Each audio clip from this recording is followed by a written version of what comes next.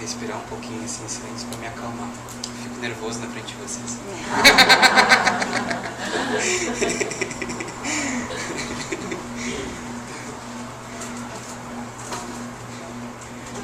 Eu fico mais nervoso quando algumas pessoas começam a fazer prostração na minha frente. Eu fico mais nervoso.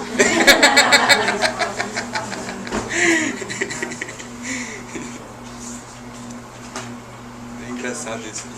Isso é meio... É uma brincadeira assim que eu faço, mas isso é ondinha tibetana, assim. Fazer prostração, um tipo de onda, assim.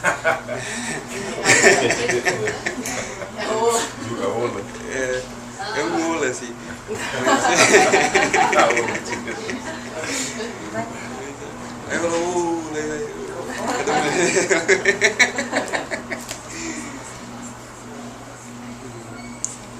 Mas isso tem um sentido, sabe?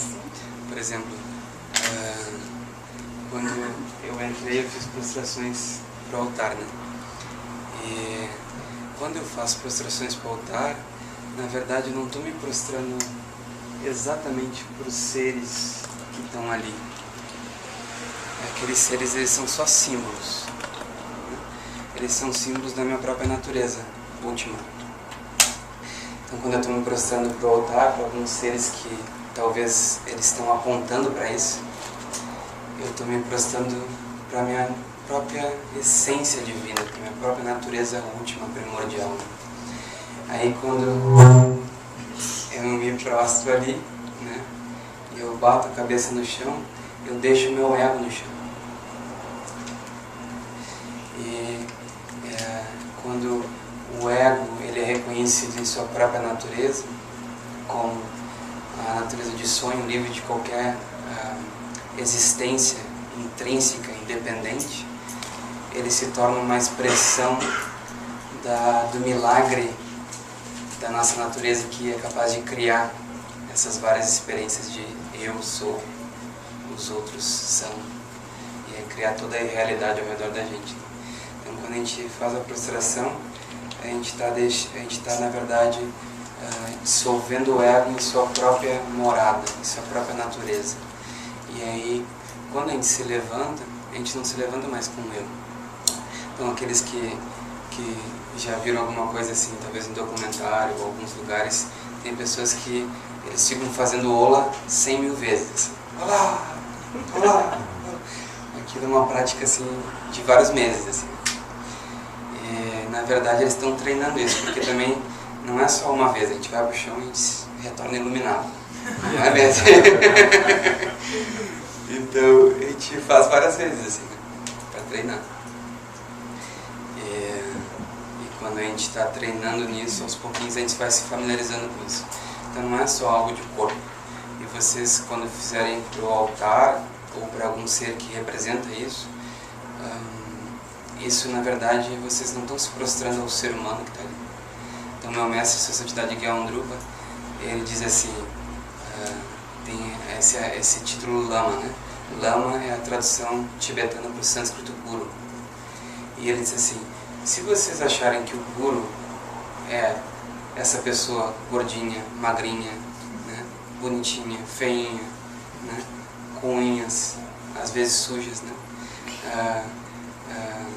Que vai no banheiro, né? Fazer o que tem que fazer no banheiro, né? Que toma banho, que descansa, né? Que sorri ou que é séria. Essa pessoa de carne e ossos, vocês ainda não sabem o que é o Guru. O Guru não é isso, ele vai dizer. Então, se vocês acham que vocês estão vendo ele dizendo pra gente, né, lá no Nepal, ele dizendo, ele sentado em cima daquele trono alto, né? E ele dizendo, se vocês acham que vocês estão vendo o Guru aqui em cima desse trono, vocês não estão vendo nada, não estão vendo o Guru. Não é isso. Então, isso é muito importante, assim. Às vezes a gente não tem noção do que certas posturas tradicionais tibetanas elas representam. Então, algumas pessoas elas têm a noção, assim, por exemplo, que quando há essa postura com os grandes rinpochés, né, todo esse respeito, prostrações, né, algumas pessoas, muito baba-ovo, assim, né, é demais pra mim, né, tá errado, né, porque vocês estão, como é que chama? não é louvando, é idolatrando um ser humano que nem eu, que nem todo mundo, que vai no banheiro, né? Que senta na patente, né? E que faz o que tem que fazer na patente. Né? Que tem que cortar a unha, tem que limpar a unha, tem que, né? Tem isso, tem aquilo, tem as limitações humanas. Então vocês estão se prostrando ou reverenciando ou sendo tão respeitosos por uma alimentação na frente de vocês. Mas não, o budismo tibetano ele entendeu que essa parte quando a gente começa, na verdade seria assim, é um olhar que a gente deveria ter para todos os seres. Todos os seres, como eu estava explicando nos últimos 2 dias, eles são expressões do milagre divino. É um milagre da mente se manifestar e se expressar de várias formas. Então quando a gente vê essa pessoa torta, essa pessoa é meio torta, bem diferente. Né? Quando a gente vê outra pessoa com características que a gente gosta, né? Essa pessoa é mais certa, mais correta, mais centrada.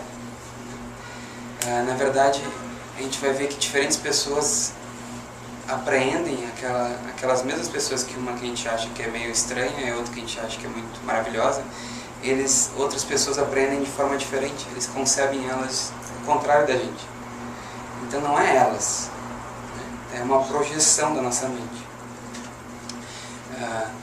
E essa projeção, ela, na verdade, quando é cessada, purificada, a gente começa a reconhecer a natureza de Buda para todos os seres, em todos os seres. Por exemplo, dentro de um monastério a gente começa a treinar isso, muito interessante. Tem todo o mês tem 2 cerimônias de purificação e renovação de votos. Assim. Por quê? Isso significa que há quebra de votos. Senão não precisa de purificação e renovação. Né? Então é assim, nós somos seres humanos limitados.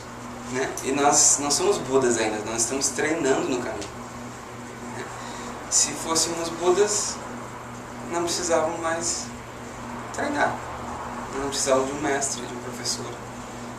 Não era necessário mais. Então, não somos, estamos treinando. Então, nós estamos treinando e nos posicionar de uma certa forma. Né? Mas às vezes tropeçamos. Aí quando tropeçamos, imagina o Buda chegando assim, não, agora sim, você está perdido. Não tem mais jeito. Vai para o inferno. Não tem jeito. Não é bem assim. Porque nós não tropeçamos muitas vezes com intenção de tropeçar. Nós tropeçamos porque acreditamos que a gente estava fazendo uma coisa certa. Ou às vezes inconscientemente. A gente está sempre seguindo um movimento da vida e olhando para as coisas através de nossas marcas de hábito. E aí, quando vê, a gente tropeça. Né? Só que aí quando a gente tropeça, o ponto seguinte é assim, é não ficar caído. Né? Porque não precisa. É inútil. Você cai no buraco e fica lá, eu caí no buraco. Sou um ser terrível. De novo. Aí fica choramingando lá pra quê? O que vai adiantar? Não adianta nada. Adianta você se levantar, aí você olha bem pro buraco que caiu, assim. Olha pra trás, como é que você caiu ali dentro de novo, né? E aí toma o voto, não, vou estar mais atento da próxima vez. Aí esse é um ponto. Né? Então a gente se levanta rápido, não precisa ficar caído. Essa coisa de pena, ficar com pena de si próprio, deprimido lá dentro do buraco. Buraco escuro, né? Já ajuda aquela situação. Fica deprimida. Não, mas aí se a gente se levanta, a luz vai surgir. Né? Se levanta e continua caminhando. Então, esse é um ponto importante assim, na vida da gente. E a outra vantagem de cair nos buracos é que depois a gente consegue ensinar outros a não caírem nos buracos que a gente caiu. Ou a gente sabe, quando a gente vê alguém caído lá embaixo, a gente consegue entrar lá, sabe como é que é o fundo dele, sabe como é que caiu ali, né? Então vai lá e tira os outros lá de dentro. Então essa é outra vantagem. Assim. Eu, na verdade, é quase como se fosse uma grande alegria em todos os buracos que eu caí na minha vida. Eu acho interessante porque eu conheci bem o buraco. Assim. Eu conheci bem aquele buraco. E hoje eu consigo falar na linguagem dos seres que estão dentro daquele buraco. eu acho isso muito legal, assim, porque na verdade os buracos, eles também são áreas de conhecimento da mente. São áreas que a gente pode iluminar lá dentro. Eles são escuros, mas a nossa mente pode iluminar eles através dessa qualidade conhecedora que a gente tem da mente. E aí quando a gente ilumina eles, a gente pode às vezes usá-los como refúgio. Mas não está preso a eles, a gente entra ali dentro, né? Brinca um pouquinho com os seres que estão ali dentro, né? E aí diz, olha lá, tem luz aí em cima, não precisa ficar aí o tempo inteiro, né? Dá para sair, dá uma olhadinha lá. E aí, quando vê, como quem não quer nada, a gente desperta a curiosidade nos seres que estão na escuridão para olhar o que tem além do buraco. Então, com o tempo, dentro do caminho espiritual, começa a ocorrer assim, os buracos mais não nos aprisionam. A gente entra e sai dentro deles. Entra e sai.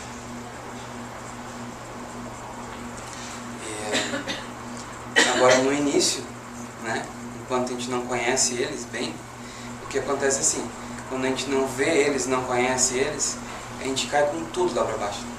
Aí machuca a perna, quebra a perna, machuca a cabeça, né? Confusão na vida da gente, assim. Tá tudo errado. Agora, quando a gente começa a conhecer melhor e iluminar lá dentro, a gente sabe como entrar ali dentro direitinho, sem se machucar, sair livre. Então esse, na verdade, eu não queria dizer para vocês, mas vocês estão num grande buraco. Não todos, né? Vocês não, nós estamos, na verdade, assim. Porque é esse buraco do samsara, né?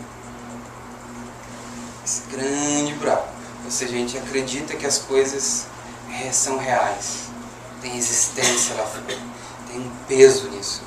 Porque se essas coisas têm existência, elas têm um peso. Só que a gente não se dá conta que esse peso, essa existência, essas qualidades, esses valores que a gente vê nas coisas, é a nossa mente imputando e projetando esses valores lá fora. A gente não percebe. Aí, daqui a pouco, eu estou compartilhando isso com vocês, né? Então isso acontece comigo também, né? Eu já sei disso, mas tem vezes que daqui a pouco, né, a coisa se fecha e aí eu tenho que parar tudo e olhar. Desconstruir aquela situação. Mas com o tempo a gente vai treinando, né, se desconstruir, e aí vai ficando muito fácil. Vai ficando cada vez, a gente vai ficando familiarizado com tudo, né, na vida. Conforme a gente entra em contato e treina, cultiva um certo olhar, nós vamos nos familiarizando com aquilo. E aí vai acontecendo mais fácil. Só que às vezes acontecem situações novas que a gente nunca treinou, assim. Aí a gente vai ter que parar. Como é que eu vou, com isso aqui, como é que eu vou iluminar? De que jeito, qual lanterna que eu vou usar aqui dentro? Aquela coisa assim, para funcionar. Então a gente vai, também as situações, aquilo que eu estava comentando com vocês ontem, as circunstâncias adversas da vida, se a gente não fugir delas, mas a gente tentar iluminar elas, a gente vai gerar músculos espirituais. Nós vamos nos fortalecer espiritualmente. Então vai começar a ficar muito difícil das coisas nos perturbarem na vida. Realmente nos perturbarem, assim. Aí, se a gente não encontrar perturbações na vida, né, dentro do budismo tibetano, a gente não precisa se preocupar, porque o nosso mestre vai dar um jeito de acabar com a brincadeira. Com certeza, ele vai puxar o tapete, ele vai começar a dar um monte de coisa pra gente fazer. Você conhece isso? Assim?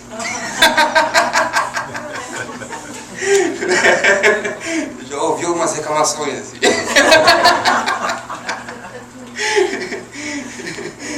Então, é assim, né? Ele não vai deixar a gente quieto. A gente vai, quando a gente começar a achar que tá ficando bom, assim, ele vai dar um jeito de apertar um pouco a corda para a gente criar os músculos espirituais. Ou seja, a gente realmente tomar um refúgio, não nas coisas que a gente está agarrado e que então fazem com que outras circunstâncias nos perturbem, mas ele vai sempre estar apontando que o refúgio não é nessas coisas. Então quando ele puxa o tapete da gente, quando ele complica a vida da gente, os mestres da gente, ele na verdade ele está apontando para a gente aonde é que a gente está tomando refúgio. Porque se doer, é porque tem algum refúgio frágil. Então ele vai sempre fazer isso, até atingir a iluminação. Então eu digo para vocês assim, eu só estou esperando a próxima do meu mestre. Que vai vir, com certeza. E é uma maravilha, uma alegria, assim, ele vai colocar desafios, assim. O pior é assim, então o meu conselho para vocês é assim, tem só um mestre, porque quando tem mais de um aí são vários. Eu creio que eu vou explicar. Vou te deixar em paz, assim, onde você vai tem um atacando você.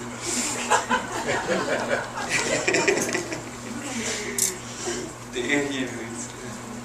Não vou me perder aqui. Não acabo os versos. Então, quem que não estava aqui nos últimos 2 dias? Nossa.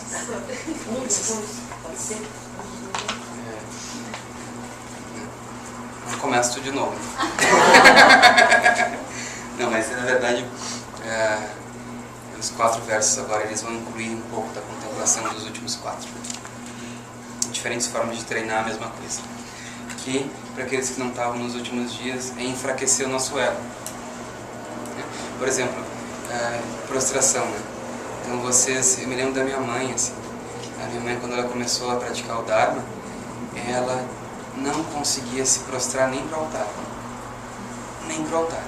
Imagina um ser humano, né, com dentes, olhos, cabelos, né, algumas cáries, assim, não quero contar para vocês, mas né, a gente vai ficando velho se não cuidar dos dentes. Então a mãe tinha muita dificuldade, assim, muita dificuldade. Aí, quando ela ouviu pela primeira vez o que significava a prostração, ela entendeu. Só que aí, quando ela se prostrou, ela desabou a chorar. Eu me lembro dela, eu estava junto com ela. Quando ela se prostrou, ela desabou a chorar, ou seja, o ego morreu ali. Morreu. Aí, a partir dali, ela abriu o coração do Dharma. É interessante assim. Ou seja, o ego, ele nos obstrui a ver o que está na nossa cara. Ou seja, todos os seres são manifestações ou expressões da natureza última, primordial. Tudo ao redor de vocês é manifestação disso. Agora o ego, obstrui isso. Então esses 8 versos do treinamento da mente, eles vão enfraquecer essa obstrução. A gente vai treinar a enfraquecer esse ego, esse autocentramento que a gente tem. E quando a gente enfraquece isso, vai ter um serzinho lá dentro que vai... Se ele não... Às vezes não é baixinho assim, né? Mas esse serzinho, ele só está complicando a nossa vida. Esse é um ponto interessante. Quando ele começar a gritar, vocês olhem para ele assim, com muita compaixão, assim, e digam: olha, meu filho, infelizmente, para o bem de todos os seres, você vai morrer. Acabou, assim, seu tempo acabou aqui nessa morada, né? E aí a gente começa a assassinar o nosso ego. Mas não é assassinar, a gente nos mata, não. É assassinar esse obstrutor de visão, esse obstrutor de compaixão, esse obstrutor de amor, de bondade. A gente vai matar ele. Quando tem quando a gente, dentro do budismo, né, esse mestre que vocês acho que já ouviram falar, do Dzongsa Khyentse Rinpoche, então ele diz assim: eu não entendo bem muita gente, assim.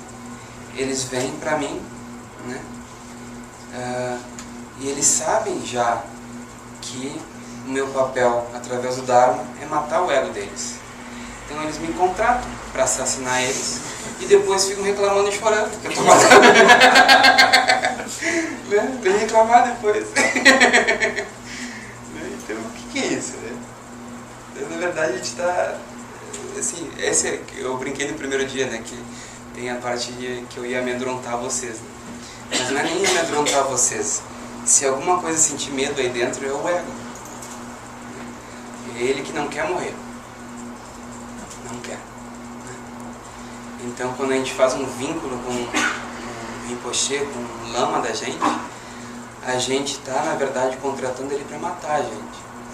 E às vezes, a gente pode ser que a gente está fazendo tudo certinho. Aí, ele vai dar um jeito de complicar e dizer que a gente está errado. Mesmo que a gente esteja certo. Mesmo que ele saiba que a gente esteja certo.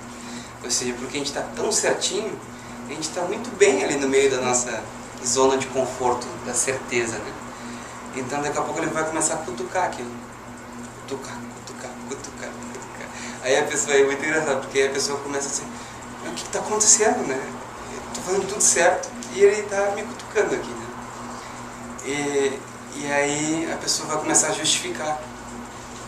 Vai tentar proteger o ego dela. Tentar proteger, não, eu não fiz errado, E não fez mesmo, era o mestre tentando dar um jeito de puxar o tapete. E às vezes dói, assim. Às vezes é público. Quando mais dói. Eu já vivi isso e já também vi outros lamas vivendo isso. Eu vou contar uma história para vocês, já que ele já faleceu, dá pra contar. Mas uma vez estava o grande Chakdopa Rinpoche num Drupchen, essas grandes cerimônias, né? Em Três Coroas, um grande templo que ele construiu lá. Aí eu sempre que, todos os anos tinha em torno de 2 grandes Drupchens, então eu ia todos os anos para fazer esses Drupchens com ele. E num desses Drupchens, ele sentava no trono dele e ele sentava lá e ficava horas, às vezes 4, 5 horas sem se mover. Assim. Só que entre essas 4, 5 horas sem se mover que ele ficava, vocês imaginam como é que a gente ficava? Vai no banheiro e volta e vai no banheiro. Né? Aí bota uma almofadinha aqui embaixo, aí bota do outro lado. Não tem jeito de ficar assim. Tem amor aquilo, né? E às vezes a gente fica mais intenso porque a gente olha pra ele. Quando é que vai acabar aquele negócio, né? Só que aí, ele não só estava treinando quem estava iniciando, os alunos iniciantes intermediários, mas pro terror dos iniciantes, ele estava treinando os mais avançados também. Aqueles que já sentavam bem, assim, que eram os lamas dele. Então, eles estendiam um pouco mais do limite dos lamas dele para ver até onde eles iam, assim, né? Aí, daqui a pouco, é terror esse Chakdopa. Aí, daqui a pouco era assim, um Drupchen, eu acho que a gente tinha levantado, eu acho que naquele dia foi 2h30 da madrugada, a gente foi dormir 11, levantou 2h30 da madrugada e foi até o meio-dia do caminho. E naquele dia, ele quis puxar mesmo, porque todo dia tinha um intervalo, né? E aquele dia eles serviram o café da manhã dentro do templo pra gente sentado, né? Quando foi assim, né? Aí deu pra ver assim, os lamas todos no início, né? Às 2h30 estavam todos bonitinhos. Bonito de ver os lamas bonitinhos. Assim. Todos retinhos, bonitinhos. Até às 6h30, 7 horas eles estavam muito bem. Assim. Aí quando chegou lá pelas 8, porque depois que passou, todo mundo achando que ia ter um intervalo, né? Mas não teve. Aí ficaram lá. Aí depois das 7 e pouquinho, aí os lamas também. Aí eles tinham seus atendentes, né? Aí eles chamavam o atendente, traz uma aguinha. Aí, traz um biscoitinho. Aí daqui a pouco não era mais comidinha e biscoitinho. É assim, traz uma outra almofadinha. Aí daqui a pouco virou assim, traz uma bolsa de água quente. E eles não paravam de se mover, estava todo mundo se movendo assim, e o Chakdopa ali, parado. O Chakdopa Rinpoche, né? Parado. Aí daqui a pouco ele parou o Drupchen inteiro, estava falando as preces, parou tudo. E começou a falar. Aí ele disse assim, eu agora, essa minha fala, não é para as pessoas que estão iniciando, né, que estão aqui praticando, mas é para aqueles que deviam estar dando o exemplo para quem está iniciando. Então, vocês, os lamas, estão que nem macaquinhos pulando de galho em galho e não param de se mover. Eu não entendo bem por quê.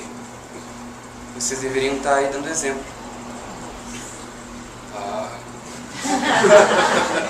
Publicamente, assim. Terror. Então, os mestres, eles são assim, eles vão treinar. Aí eu já vi Dzongsa Khyentse Rinpoche também. Publicamente. Né? Eu tenho até medo de ir na frente dele. Mas, publicamente, ele... daqui a pouco ele pega os alunos mais avançados, os lamas e os mais antigos, assim. Aí ele começa a revelar em público todas as falhas deles. Ou seja, se tem algum ego ali, vai morrer. Vai morrer, né? Ou seja, não tem como proteger, assim, sustentar nada, vai morrer. E a outra vez eu vi Sua Santidade Dalai Lama. Aí lá em Dharamsala dando ensinamentos. E quando ele dá ensinamentos vai todos os geishas, todos os rinpoches, aquela pompa assim. Aí tem alguns que se sentam mais elevados perto dele, mais próximos, todo aquele monte de gente assim que nós, né, seres comuns, a gente...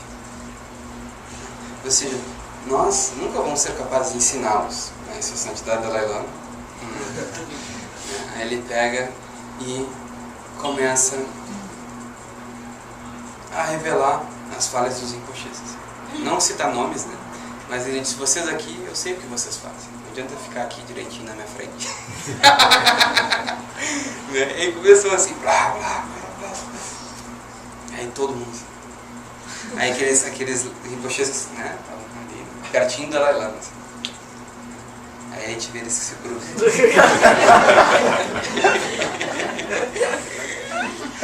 Então a dica assim, é sempre bom ser humilde. Né? Sempre bom dizer assim, realmente eu sou um... Né? Pra não dizer um bosta.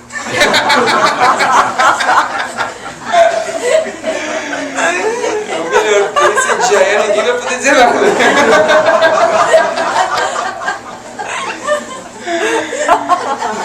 Essa é a dica, assim, pra escapar dessa situação. Mas é mesmo assim, né? Se a gente for olhar mesmo, ainda que a gente tenha a natureza última, primordial, a gente não está vendo. Então vai ter orgulho de quê? Se não está vendo ainda. Teve uma vez um grande amigo meu, assim, um amigo de coração, assim, a gente começou a prática do Dharma juntos, lá em Porto Alegre. E ele dizia pra gente assim, eu tenho um problema, eu tenho que falar com o Thiago Rinpoche sobre isso. E aí depois ele foi, teve uma entrevista com o Thiago Rinpoche, depois ele veio contar pra gente como é que foi a entrevista. Né? Aí ele contou, dizia, pois é, eu não revelei meu problema pra vocês antes, mas eu vou revelar agora porque vai me ajudar a fazer o que o Thiago Rinpoche disse que era pra fazer. Aí ele foi lá e dizia, Rinpoche, eu tenho um grande problema, eu não sei como resolvê-lo. Eu tenho muito orgulho. Aí o Rinpoche olhou pra ele dentro do olho dele assim, mas orgulho de quê, meu filho?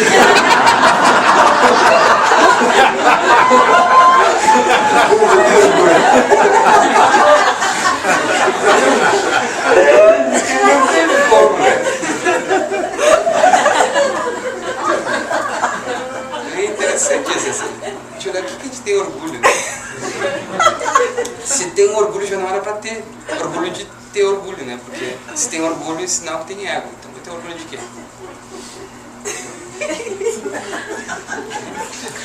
Um Buda não tem orgulho de ser um Buda. Não tem ego ali. Agora, se a gente tem orgulho de algo, não tem razão para ter aquele orgulho. Porque está cego, né? Dentro da perspectiva budista de amedrontar você. Assim. Não, mas é esse processo assim, de enfraquecer isso mesmo. Né? Aí, por exemplo, eu me lembro quando eu morava num centro budista e por algum motivo eu conseguia assim, transparecer certas qualidades. Aí estava lá eu, muitas pessoas me adoravam, assim, outras me odiavam. E num certo momento eu conseguia dançar no meio entre os que me odiavam e os que me adoravam. Aí eu ia conversar com os que me odiavam, assim, você vê, eu sou seu amigo, aquela coisa assim. E Mas aí com esse ego, ou seja, o ego, ele é aquele que quer ser reconhecido, ele quer que os outros gostem dele. Então, na verdade, quando a gente é gentil, às vezes, tem que olhar bem assim, para ver que interesse que a gente tem. Eu acho muito bonito ver os mestres que não são gentis. Eu acho muito bonito, assim, tem vários, assim. Tem alguns que eles passam pela gente e não olham para a cara da gente. É incrível, assim, vários. Mas o que eles estão fazendo ali? Não é que eles não estão sendo gentis, não são amorosos.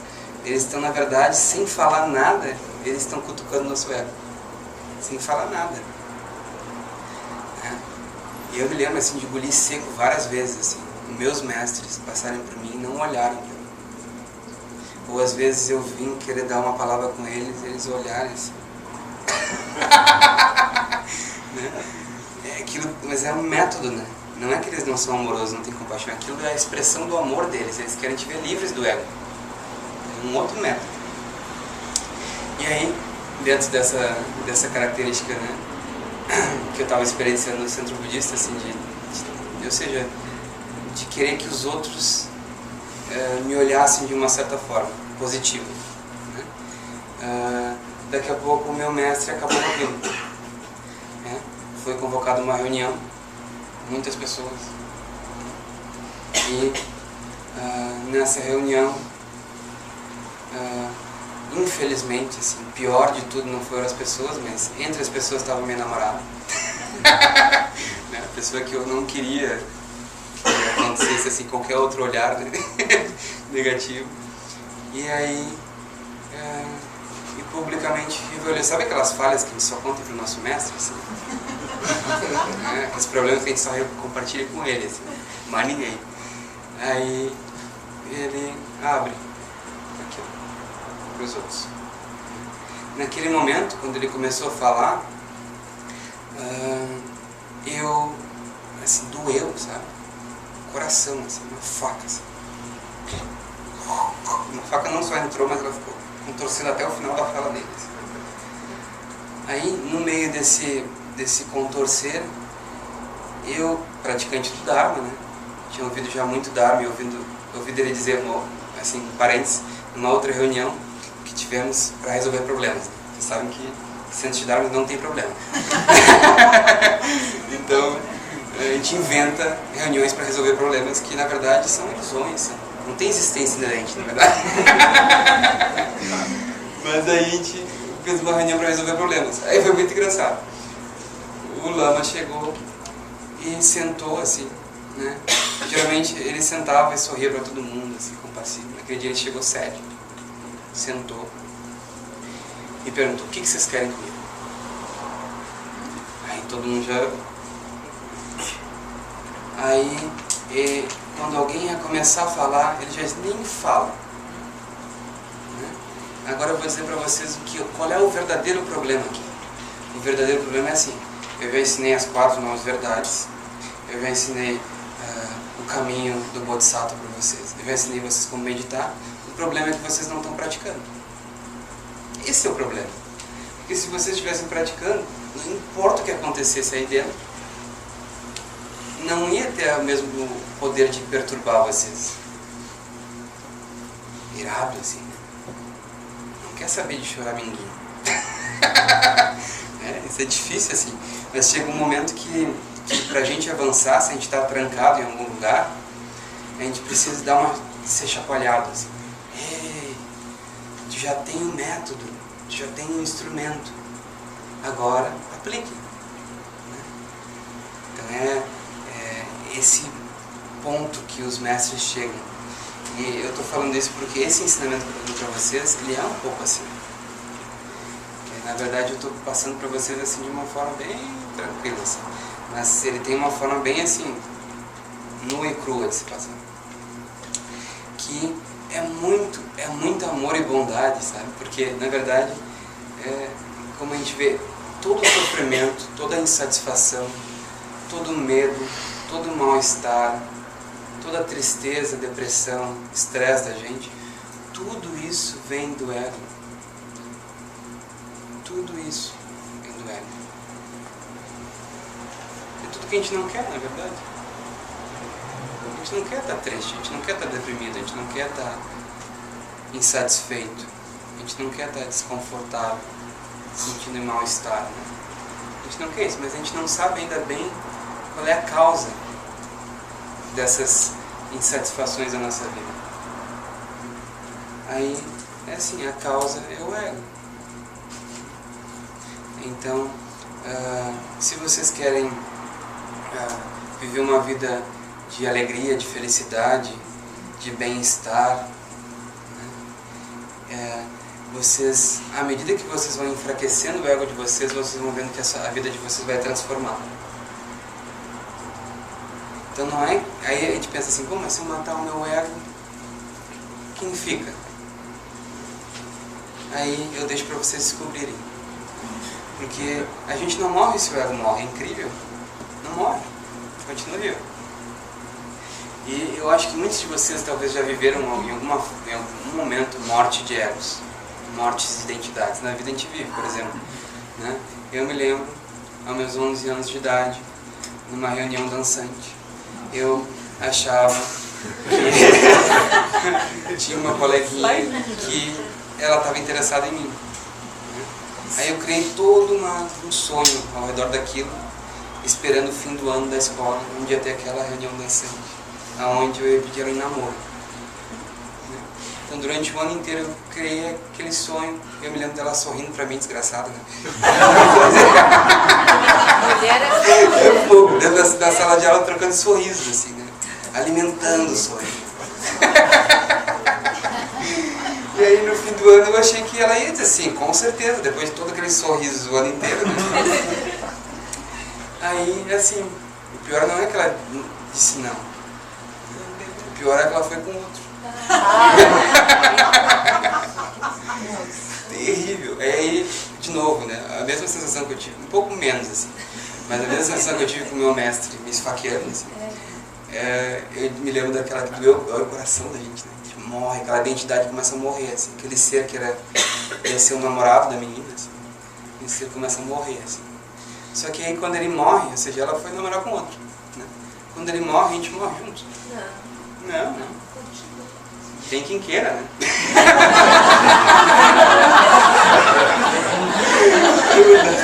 Tem quem queira. A gente descobre isso rapidinho.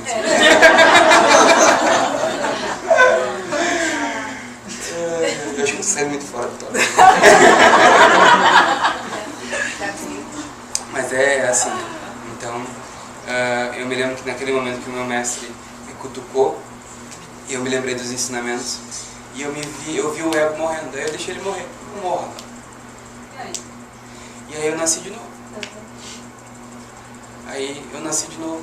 Aí o que aconteceu? A gente nasce. Aí a gente nasce um pouquinho melhor, né? Mais cuidadoso. Só que o ego ele é tão inteligente.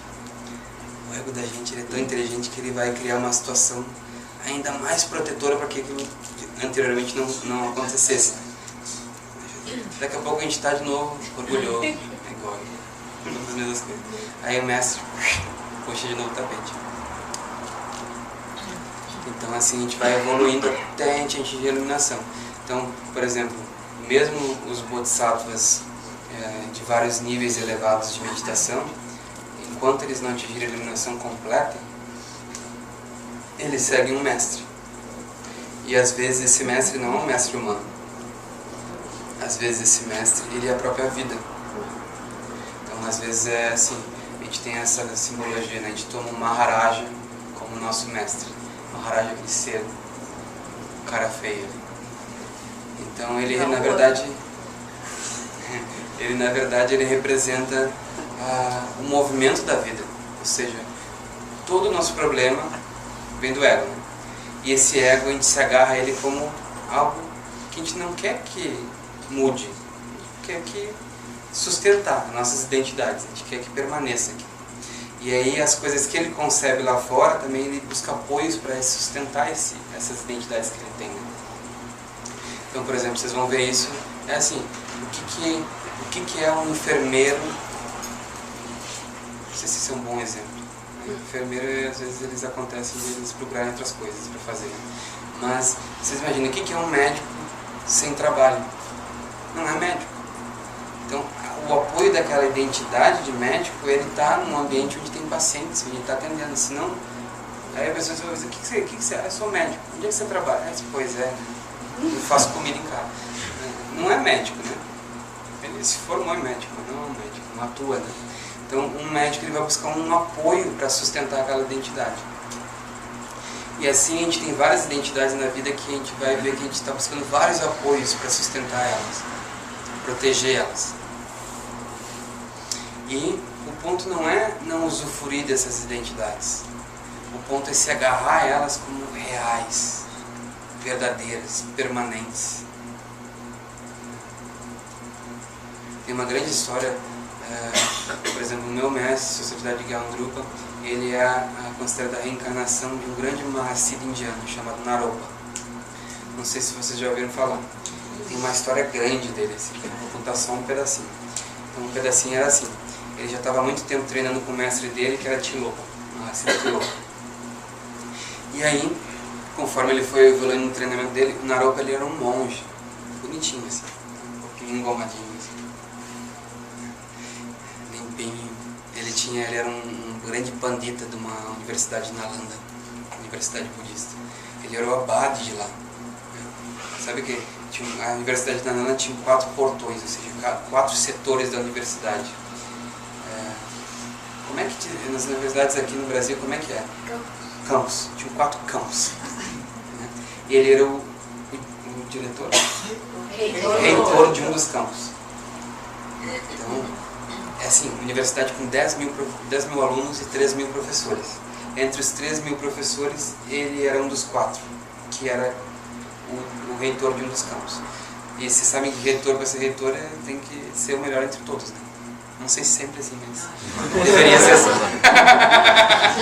Aqui com certeza não. Na Universidade da Nalanda era assim, tem que ser. Não tem como, ou seja, ele ia sair rapidinho se alguém melhor surgisse. Então ele tinha que ter muita erudição, muito conhecimento, muito entendimento do Dharma. E num treinamento de 10 anos, ou seja, você imagina 10 mil monges treinando 10 anos, 20 anos, filosofia budista, lógica, debate, tudo isso. E alguns poucos se sobressaem, entre os poucos se sobressaem, né, 3 mil professores, né, se sobressaem. E aí, entre os 3 mil, outros poucos, eles se sobressaem entre os 3 mil e só 4 deles são os que se sobressaem. Então ele realmente era algo assim, Naropa. E aí, se diz que ele foi confrontado por uma Dakini. Essa Dakini são seres preciosos, assim, que eles têm, geralmente são simbolizados numa forma feminina. Vocês veem, a gente já sabe que, os homens sabem que mulher sempre dá um jeito de incomodar a gente. Mas as Dakinis, elas são aquelas que nos revelam, revelam pra gente onde é que a gente está trancado, né? A gente trancou numa certa coisa, ela vem lá e dá uma chacoalhada e nos revela o que a gente estava trancado, então a gente se destranca. Aí surgiu uma Dakini do Naropa, enquanto ele estava no aposento dele, de reitor. Você imagina, o reitor tem um aposento muito bom, assim. E aí, enquanto ele estava no aposento dele, ela veio chacoalhar ele e disse: você acha que você tem alguma realização? Isso tudo é teoria na mente, tipo assim. E vomitou um monte de coisa no Naropa, assim. E ela apareceu bem numa forma bem feia, assim, uma ogra. Você é isso, você é aquilo. Se você acha que você tem realização, então faça um milagre aqui na minha. Aí Naropa, aí ela revela para ele que ele precisa de um mestre, ou seja, naquela universidade ele era o mestre de todos, não tinha mestre. Mas ele não tinha atingido a iluminação ainda, ele sabia disso, ele não tinha atingido a iluminação ainda. Então, para que ele atingisse a iluminação, ele precisava de um mestre. Ele foi à procura de Tilopa, que era um cara assim, completamente doido. Mas não vou contar a história inteira, enfim. Aí ele começou a treinar com o Tilopa, e o Tilopa aprontando tudo que podia com ele, né? As coisas assim mais impossíveis que eu acho que nem eu aguentaria, mas aprontou né, muita coisa. E aí chegou um dia que o Naropa estava mais treinado, assim, né, mais confiante, né, no treinamento, nas coisas que ele já tinha passado. E aí o Tilopa chegou para ele e disse: Naropa, agora é um novo estágio, você vai receber novas instruções. Aí Naropa ficou feliz, assim, instruções mais elevadas, ainda não recebi, né? Aí ele disse assim, o Tilopa para ele: Naropa, você agora vai ir à procura de uma namorada. Naropa, um monge. Ou seja, na tradição oriental indiana, eles geralmente se tornam monges muito jovenzinhos, assim. Então eles crescem assim, e aquilo é muito normal para eles. Ou seja, e eles sabem que, na verdade, no caso dos monges, que é assim, namorada é samsara, igual assim, namorada igual a samsara. Aí, com o namorado a gente vai samsaricar pra ele.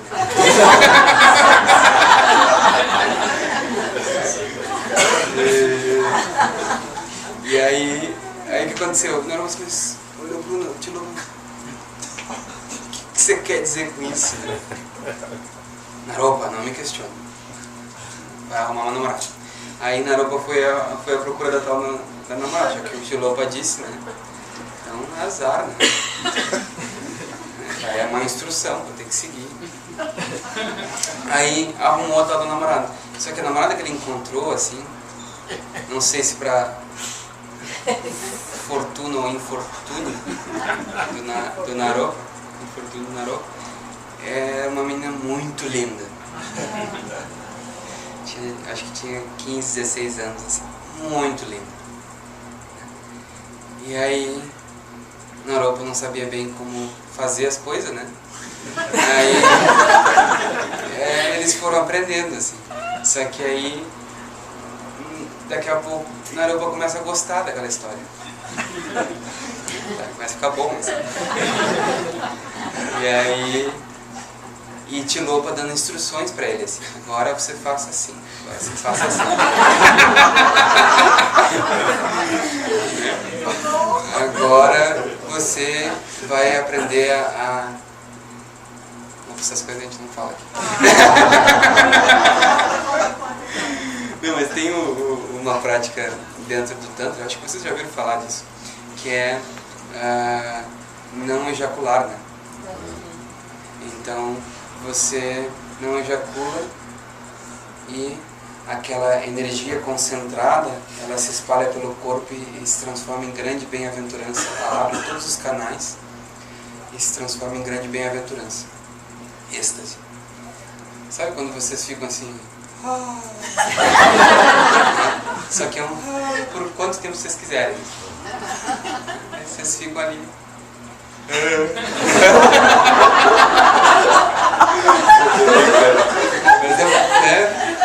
Dizem que é muito bom.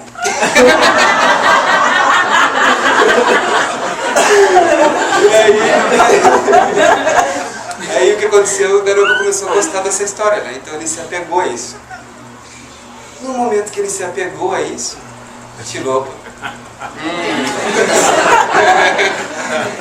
aí chamou o Naropa: Naropa, vem cá. Agora é uma próxima instrução. Aí Naropa ficou feliz, né? De repente algo, né, muito melhor do que estava rolando. Aí Tilopa disse pra ele assim: agora você dá ela pra mim.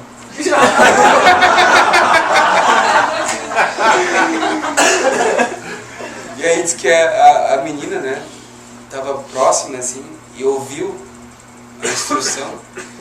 Disse: como assim? Né? E eu, não decido aqui. Né? Aí Naropa olhou para ela: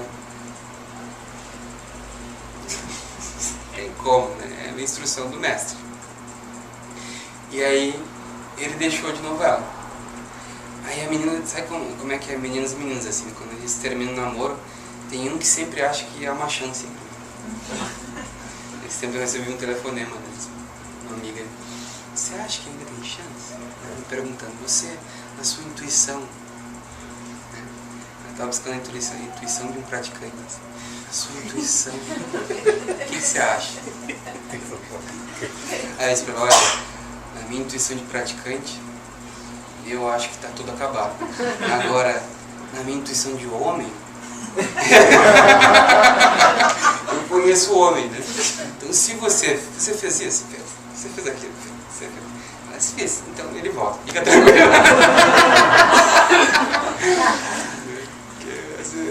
É engraçado isso, mas às vezes a gente comete algum engano num relacionamento, só que é um engano, né? A gente fez muita coisa boa ali.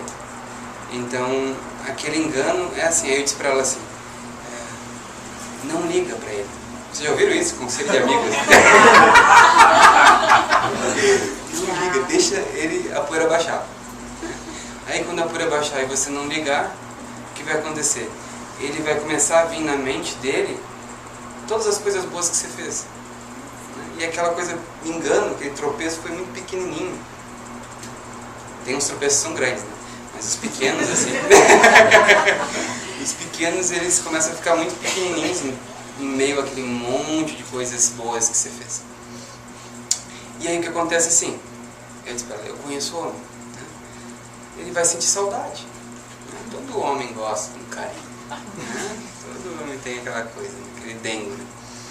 Então ele vai sentir saudade. Né? E ele vai também se perguntar, nossa, como assim ela consegue viver sem mim? Né? Como é que pode? Não é possível isso. Né? Ela não pode ser feliz sem mim. Aí daqui a pouco ele liga. E como é que você está? Aí eu disse pra ela, aí você disse que você está muito bem. Aí daqui a pouco ele vai querer saber como é que ela está tão bem sem ele. Né? Não tem jeito. Bom, mas eu já fugi de novo. Onde é que eu tô nesse negócio? Aí tinha Naropa, né? Em Naropa aconteceu que é o seguinte, aí o pior não foi só ele deixou a namorada, mas aí a namorada ficou com essa assim, pode ser que Naropa mude a mente dele, né? E aí volte. Ela ficou meio ao redor, assim, né? Por ali, assim. Só que aconteceu que Naropa, sério pra ela, né? Deu bola. Aí quem começou a dar bola pra ela? Tilopa. Só que Tilopa era um ser assim, que ele conseguia ser bruto com os alunos dele, mas conseguia ser muito carismático com quem ele queria. Aí vocês conhecem assim, um pouco... Ou seja, é pra ela assim, se tu não quer Naropa, tem quem quer. Né? E Tilopa dando presentinho, não sei lá o que ele fazia, né? Mas na verdade na história conta que ela então foi ser treinada pelo Tilopa. E aí o que aconteceu assim, no momento que ela começou a ter uma relação com o Tilopa, Naropa estava vendo toda aquela história na frente dele, né?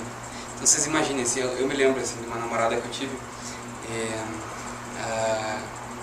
chegou um momento que terminou o namoro, né? Só que eu nunca ia imaginar que tão rápido ela ia aparecer com outra pessoa na minha frente. Assim. Então não durou uma semana, alguém me disse, um amigo, né? Olha quem tá vindo ali. Aí não deu tempo nem de me preparar, né?